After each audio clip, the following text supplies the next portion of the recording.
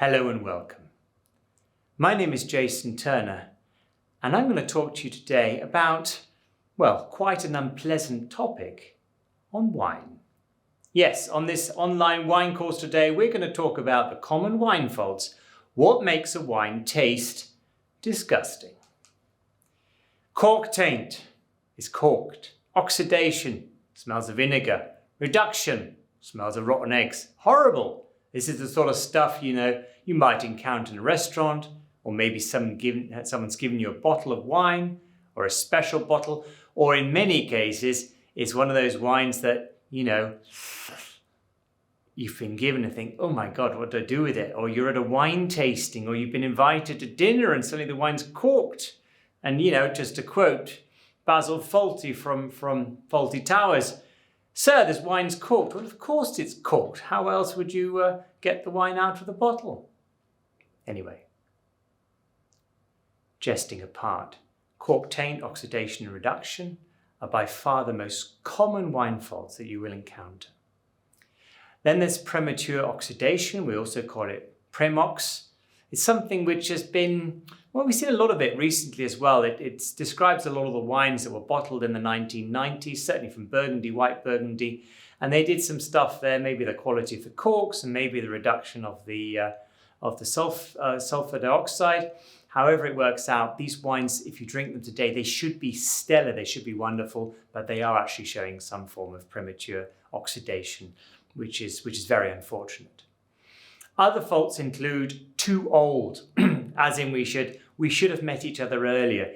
It's a classic, isn't it? Your kids, you have kids and you're a parent and you put a bottle of wine away and you don't really know, and you put the bottle of wine away and you say, when my child's 18, I'm going to open this bottle and everything's going to be fine.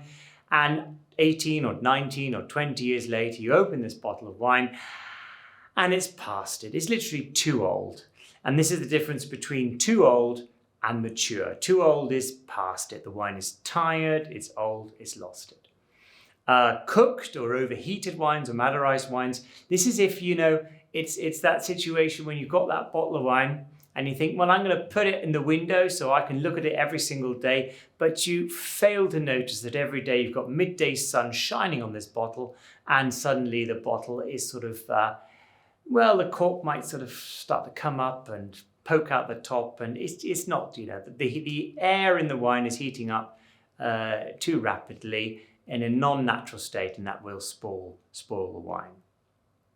Other flaws that you will or might encounter are Brettanomyces or Brett, VA or high volatile acidity, and in some cases Refermentation. Now, although these things are less common due to modern winemaking techniques, certainly elements of hygiene, also on top of that the HACCPs and the IS regulations and criteria that you have nowadays shouldn't really happen, and it certainly shouldn't happen in a supermarket wine, but it might happen from a small producer. Maybe they want it, maybe it's an accidental, who knows. So we'll discuss this as we go through. And then the last point I'd like to talk about is the wine myth that tartrate crystals or sediment, so tartrate crystals being the wine diamonds, or sediment is the deposits you find in old bottles of red wine. They are not wine faults. No, they are not flaws. It just happens, and it's a natural process. There are measures you can take through fining, filtration, and also sort of cold stabilization to prevent that, but it can occur.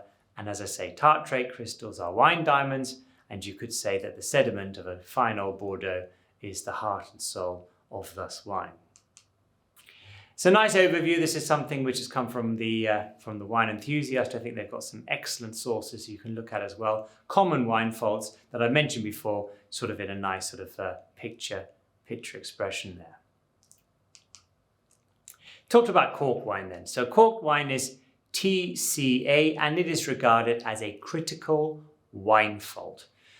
Going to go through, and the way I've built this up today is you've got the indication of a corked wine, so the indication you will find, the reason for that, and your own conclusions as well. So from a corked wine, unpleasant, dusty aromas. It smells of wet newspaper, of a damp cellar. It's dull, it's muted.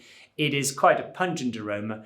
And although probably a very small percentage of people actually can decide, smell a very sort of subtle cork aroma. If you do get a stinker out there, then the taint is very, very pungent and you find it out straight away. So TCA is a chemical explanation behind a corked wine, if you like, there as well. So it's from the plant phenols from cork trees' barks, and they're exposed to a chlorine, and it's a common sterilizer as well. Many tasters may mistake this mustiness for sort of a form of forest floor aromas or earthiness to the wines, or they might confuse it with oxidation or any out of condition properties as well of the wine. But generally, a cork is a cork. The rate of cork taint is about 3%. I remember when I was working in the trade more actively, we said between 3 and 5%, but it's about 3% as well of all corked wine. So it's actually significantly low. However, many wine professionals believe, and I'm included in this, that the cork taint is blamed for many more wine problems than does it real justice. So where we have it, the conclusion is that while cork taint isn't physically harmful to drinkers, you can still drink a cork wine. You can plug your nose with a cork and drink it if you want, then you won't notice it. It actually makes the wine quite unbearable and it does taste quite disgusting. And of course, another old wives' tale is to use a cork wine for cooking. Don't do that, it'll spoil your food. Oxidation. Oxidation is a moderate wine fault. So we had a critical wine fault with a cork. Oxidation is a moderate wine fault. Indications are there. You've got, I think this picture sort of shows you a little bit, it's the colour, isn't it? You notice it, you look at a wine and you think, there's something wrong with the colour. It's got a sort of ruddy, brownish, white tone. If you've got a white wine, it might smell a bit, and also the colour might be very matte or a brick sort of dull orange hue for some red wines as well. And that's a form of oxidation. And also from the aroma point of view, it might have a little hint of vinegar or old sherry or old sort of black nut characters, but in the most negative form. So, you do recognize if a wine's got that oxidated nose. So oxidation is very common consumer complaint. It can begin during winemaking, it can happen during storage, or actually within hours of opening the wine. And I'm sure you've had this before. You go into a restaurant and you see a bottle of wine on the list. You think, that'd be quite nice. And they offer it by the glass. You think, my God, wow, really excited that this particular type of wine there, I don't know, it could be something which you don't normally get hold of, and they've got it by the glass. And you say, I'd really like to try it, and you get given it, and the wine's oxidized because only you're the first person to have ordered this glass of wine in 4 or 5 days. And in the meantime, the wine has perished due to too much contact with oxygen. In times of Coravin, those things have been drastically reduced, thank God. And any other forms of closures and air removal, or the pumps, or the vacuums, those kind of things as well. But if you do get an oxidized wine, it really is not fun, and you should have to send it back and ask the bartender to open a new bottle of wine for you, or a fresh bottle. Packaging might also be the cause for it. Boxed wines, so bag-in boxes, have a shorter shelf life than bottles as well, due to the oxygen exchange in the boxed. So that can also happen as well. But in many cases, in some cases, it happens in the winery as well. So they're the malevolent forms of oxidation. There are some deliberate oxidation processes in winemaking, and sherry is a prime example, vin jaune as well. And there are some white wines where the winemaker wants to induce some nutty sort of characters into the wine, and will do some forced oxidation. Oxidation in winemaking can be, extended maturation in barrels, in barriques, or also maybe a form of batonnage as well to get the creaminess out of it as well. But there is that limit, and I think what it is oxidation. From the conclusion here, it presents itself in degrees of intensity. If the color, aroma profile, and the taste is unpleasant, then the wine is badly oxidized and it turns to vinegar, and you don't really want to drink it, do you? But if you get a little bit of oxidation, it can be a positive attribute. But it is a problem, and a lot of it is preventable as well. So it's something you need to be certainly aware of when you're either serving wines or buying wines or serving wines. Reduction is essentially the opposite of oxidation. I consider it a mild wine fault because some reduction in a wine is good. There are some wines, if I go back to some award-winning wines, certainly from Chardonnay, a nice top of the range Chardonnay that's been aged in oak barrels can have a lot of reduction on the nose when you first open it, but then you wait half an hour, 20 minutes, the wine is absolutely divine after that time. So a little bit of reduction can be a good thing as well, but not always. If you've got a bad form of reduction, then it's a very pungent smell of struck or burnt matches, garlics, bit of rubber, and I think the most pungent note is rotten eggs. The reason for that, reduction is the opposite of oxidation. As I mentioned, it occurs during the winemaking process when a wine is limited, it's got a limited exposure to air, and the air is a form, the oxidant is a form of stabilizer for the wine. And if it really is, then if it's completely anaerobically produced, then there will be some volatile sulfur compounds that do develop. When used by a winemaker to preserve fresh fruit aromas or to add complexity, you will recognize that hint of struck or burnt match, or smoky and in positive notes, gunflint aroma after opening the bottle. However, at higher levels, you will smell pungent garlic or rotten eggs, but even though a little reduction is sometimes good, you will find that if you've got a bit of wine that's got a bit of reduction or H2S on the nose, it just might blow off. You give it a bit of an agitation in the glass as well. You decant it if you want, and that might sort of just blow off a little bit of this off nose. Conclusion for reduction would be, although it's quite uncommon to experience the smell of rotten eggs from commercial wineries, it can still occur, maybe from smaller wineries or however it works out. In milder forms, I do advise decanting the white wine, if it is occurring in white wine, mostly white wines, in advance. Or what you can also do, which is a trick of the trade, is just to put a little sort of a tuppence or a clean copper coin or a penny into the glass and give it a bit of a swirl, and then it'll just dissipate and you've got yourself quite a nice wine. As I say, it's a lot of this trial experiment, hence me describing it as a mild wine floor. So coming now down to Premox or premature oxidation, it's a mild to moderate fault because it really can impair your enjoyment of the wine. And more recently, I've been to a lot of tastings over the last couple of years where I have seen some gorgeous white Burgundies, beautiful, beautiful Meursaults from the mid-90s, late 90s that should be stellar wines now, but they are suffering from premature oxidation in the nose, and the reasons for that I would like to share with you now. So Premox, we'll call it Premox or Peox. Premox is common amongst white wines, especially from Burgundy. I mean, there are other things, but I think if you think about it, from that time, a lot of the New World wines were either with plastic closures or screw caps. So quality wines from white wines from the mid-90s that you would drink now or drink over the last few years are going to come from first-class wine-growing regions, and that is Burgundy is at the forefront there as well. You might find it with other wines as well, but mostly these wines bottled in the 1990s. That's what the sources are saying now.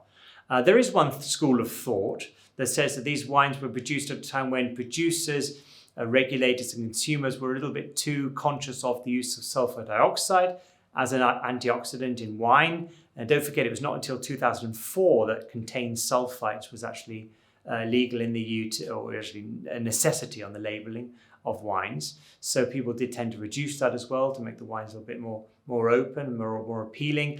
During that period of time, with a lot of the New World wines, people were drinking the wines younger. You know, you'd have a white wine. Traditionally, when I was much younger, you'd have a bottle of white wine. You say, okay, I'm going to buy it now and drink it in 4 or 5 or 6 years' time. And this whole sort of growth of New World wines did actually make people drink the wines much younger. So that might have been an answer to it as well. Another thought is that the natural cork closure quality at that time, due to the huge international demand for cork, I think there were more corks required than the production would allow, could have led to discrepancies in quality. Let's just say that as well, and that might have been an issue as well. But I think it's a mixture of everything, but it certainly is, certainly from this time period, a phenomena which has affected a lot of white wines that are now available to drink, or now you drink. And it is quite unfortunate, especially if if going to the conclusion now, you've got that level of premature oxidation, and you've had that wine for many years in your cellar and you open it, it is really quite unfortunate, especially if it's an expensive bottle or it's a wine that you've been savouring for a special occasion as well. However you look at it, it does actually affect the enjoyment of the wine, so it is considered as a wine fault. So that's something, please, to remember, and no doubt you might have the opportunity to taste one as time goes on, and as people tend to open these bottles now. When you start reading about wines with Premox, then people tend to sort of start opening their 1990s Meursaults and Montrachets at a much faster rate. So the taste of too old versus mature. So to quote somebody I knew who said, "Oh, we should have met each other much earlier." It's one of these sort of wines. There is an indication, or the indication of a wine being over the hill, past it. You will find the nose is far more developed than it should be. The wine will have a faded colour, loss of structure and freshness. It will lose its freshness and will give that feeling of it being a bit tired. The reason is, we all store an expensive wine or for a special bottle for that magical moment, for a birthday or a special anniversary or whatever. And if it's kept for too long, it can easily extend past its optimal drinking window. And it depends what it is. If it's a light, easy white wine that sort of is meant for early or short-term drinking, then it's not going to hold.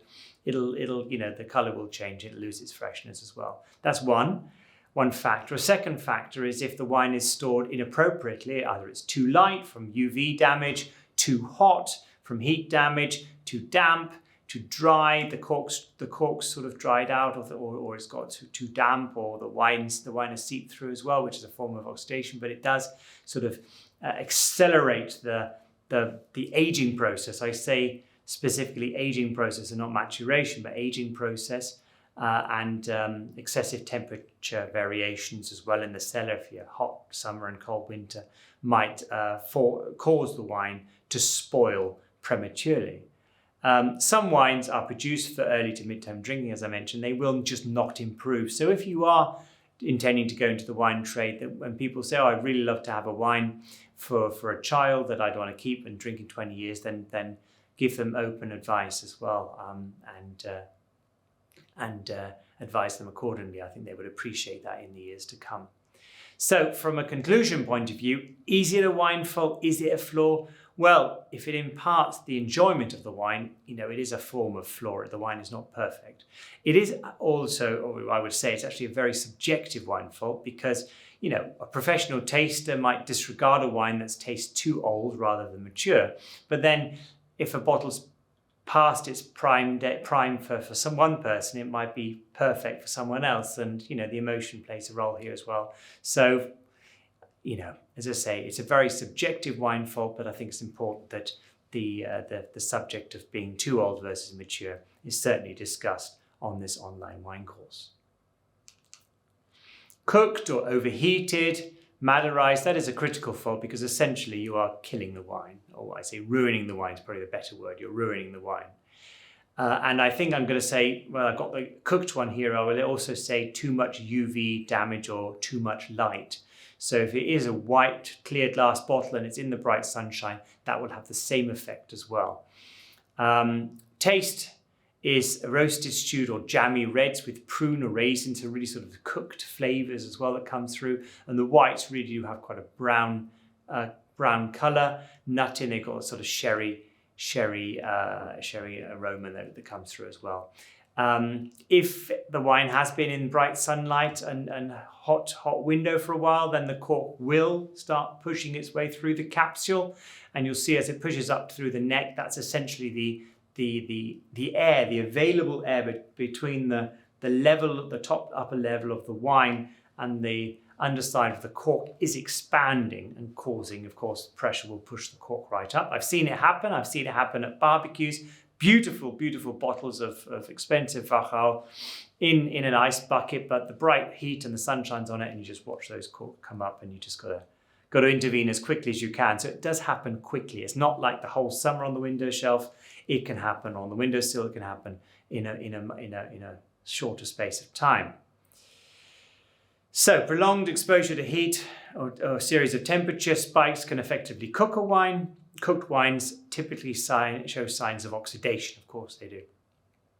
It occurs more than you'd think on a hot dock during shipping. So really it could be nobody's fault or just one person's individual fault. You could be, do your best to sell the wines in a cooled container, then they go across to a new country, they're imported, and then they spend 6 weeks on a dock while the import customs papers are being filled out, and then you buy these bottles and they spend 10 or 15 years in your fridge, and then there's nothing you could have done about it. Just hugely unfortunate. So it can happen. A sunny windowsill, or even if you go to your favorite pizzeria and you see that the Chianti that you are actually going to wanting to buy has actually spent most of its life above the pizza oven at an average temperature of about 80 degrees. Yes, or even if you go on holiday, and it's happened to loads of people. They go into Tuscany and they buy 4 or 5 cases of their favorite wine, put it in the boot of the car, and when they come home, they find that they started to seep, or it's got hot, or there's some spoilage on their wine. So you've got to make sure that the wine keeps a stable temperature as much as possible.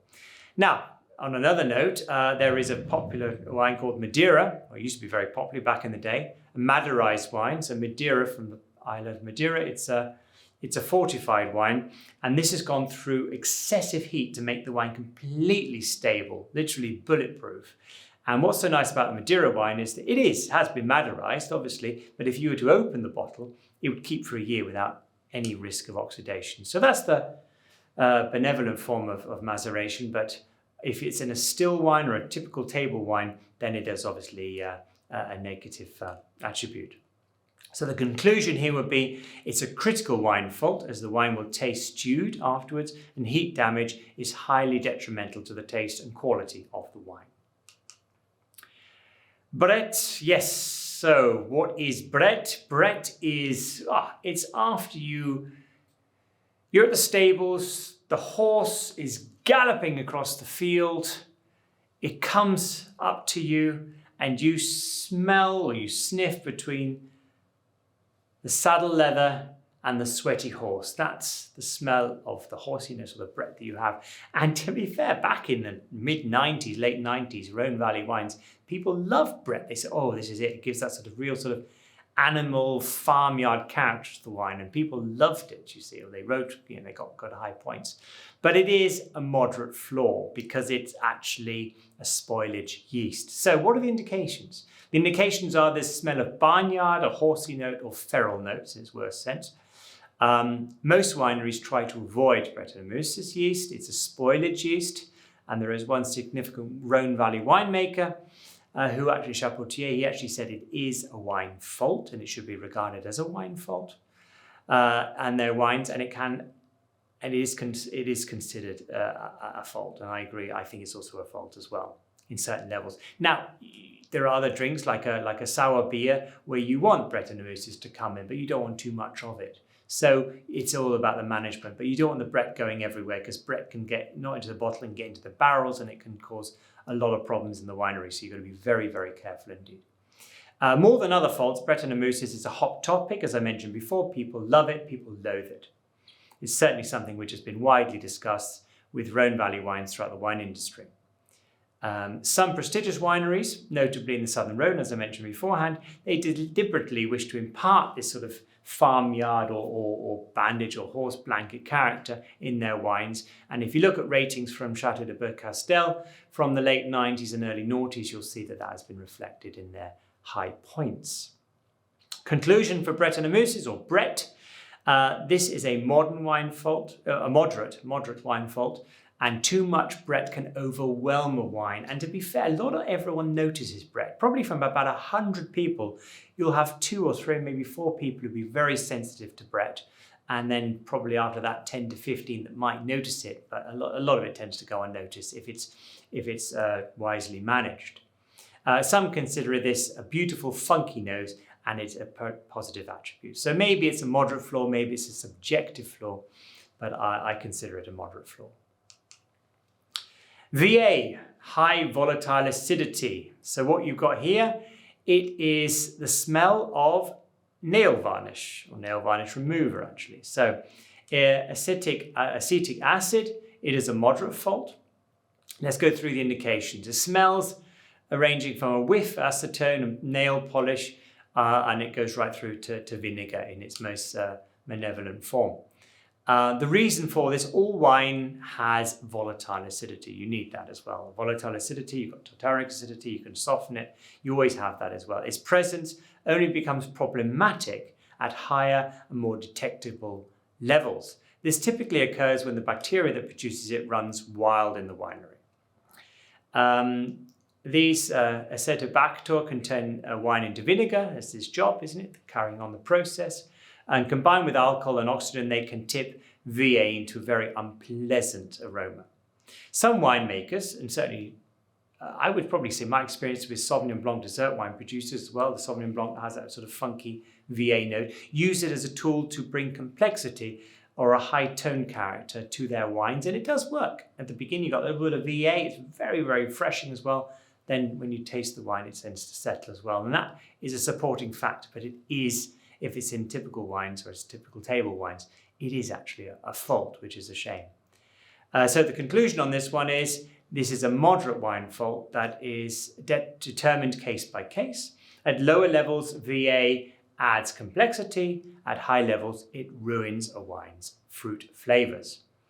And logically, very high levels of acetic acid can smell like balsamic vinegar.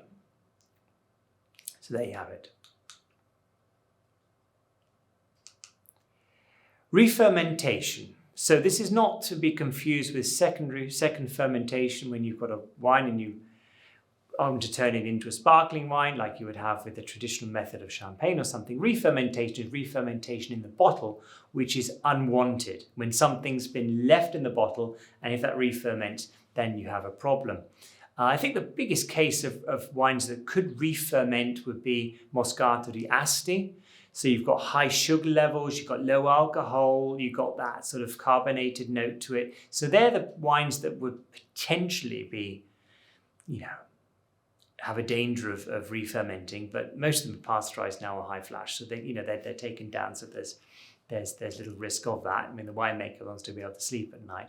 But let's talk about re-fermentation now. So in the bottle, you would see it as the appearance. We're talking now about still bottles, wines which should be still table wines, okay? Not sparkling wines, still table wines. The appearance of bubbles in what should be still wine.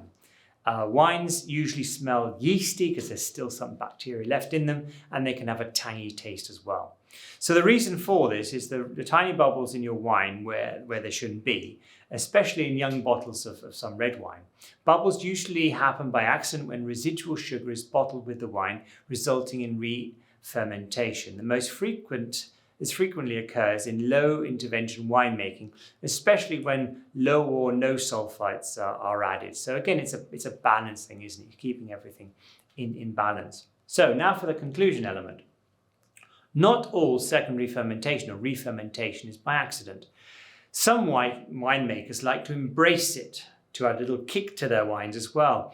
There are wines that got a little bit of spritz, if you like, a little bit of that sort of nice natural fizz, that pearlescent touch. So you've got natural, and one would be probably like a young Gruner Veltliner, very young. You've got that sort of like carbonation in there as well, or maybe a Vino Verde as well. So you've got that little bit of spritz that you want, but that's what you want because it makes the wine more refreshing and palatable as well, certainly for a lighter style of wine. There is a tip because what you want to do is you want to get these bubbles out so you can decant it. And if you can decant it quite vigorously, I sometimes like to, if I came across a wine that I thought might have had some form of re-fermentation. It happens sometimes with Italian reds, like a Bernarda. You can turn it across, you can torpedo the bottle into a carafe, and then obviously everything dissipates, and then you can enjoy it as it is there. So there are things there, but it's certainly a quality thing that you want to look out for. Now you'll note here, I haven't said it's any type of fault, but it's something I think you should be aware of. In commercial wineries, you won't see it because of the high hygiene standards. In smaller producers, it might actually be intended or desirable, and in some cases, it might just happen because of a stray yeast getting in there, or probably a bit of a residual sugar sort of catching light, if you like. Tartrate crystals and sediment. Okay, so these are the things that are actually very easy to see. I mean, the tartrate crystals, they're little crystals as well. They look like if you don't know what they are, they look like small shards of glass. They look like crystals that are sort of on the bottom of the cork, if you like, if you've got a cork closure, or they sort of tend to drop and sit on the corner of the base of the bottle. I remember going back to my days when I first started working in the wine department at the supermarket back in 1996, 97, is there was quite a cold winter and a lot of the German wines that were imported, they had a lot of tartrate crystals in them, and it's quite difficult to sort of transport that message to the consumer thinking that there's nothing wrong with the wine, because everyone expects the wines to be sort of like crisp and clear. So what the wine buying department did is they created little labels, and we had to put them on the shelves. And the shelf said, "This wine contains wine diamonds. They're completely harmless. It's just, the wine goes through a period of getting a little bit cold, maybe in transport, and that causes then these tartrate crystals to come out. Sometimes it happens when the wines come from sort of calcareous or quite sort of hard soils or limestone soils, you'll get a little bit more, or maybe the wines don't go through any cold stabilization because they don't want to remove too much character of it as well. It can happen with a sort of with filtration as well. So there are a lot of factors where you can prevent it, but sometimes taking out the elements that cause this does actually take away a lot of the character of the wine as well. So it's all about balance, really. So what are tartaric crystals? They form when naturally occurring potassium and tartaric acid combine and sink out of the liquid. Sediment. First, many producers don't filter or fine their wines in order to preserve flavour and texture. This leaves behind particles that might settle with time. You might have seen this with an old bottle of Bordeaux, or maybe a bottle of Italian or Rioja as well. Sometimes you have that little bit of sediment that comes through. Perfectly harmless. It's like with the tea leaves in tea. The second reason relates to aging. Research indicates that a combination of acid, tannin and colour components bond and fall out. Fortunately, this sediment is completely harmless, and the best advice is just to decant the wine before serving, which is why wines were decanted back in the old days. And certainly next thing is the sediment with port, because sediment can be a sign of quality. So if you get something like a very high caliber vintage port, which is completely unfiltered, then you need to decant that as well before you can enjoy it. And part of the ritual of decanting the sediment from a wine is quite a special occasion. And this will also apply to mature Bordeaux wines and vintages too. So my conclusion and advice here is pretty self-explanatory.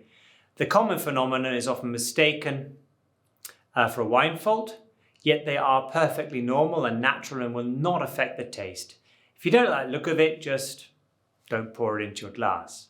And from the sediment, fortunately, the sediment is completely harmless. Just enjoy decanting the wine prior to serving. Simple as that. Thank you very much. I hope you enjoyed this course and this little small lecture on wine faults, and I hope it's of use to you. Thank you very much and have a good day.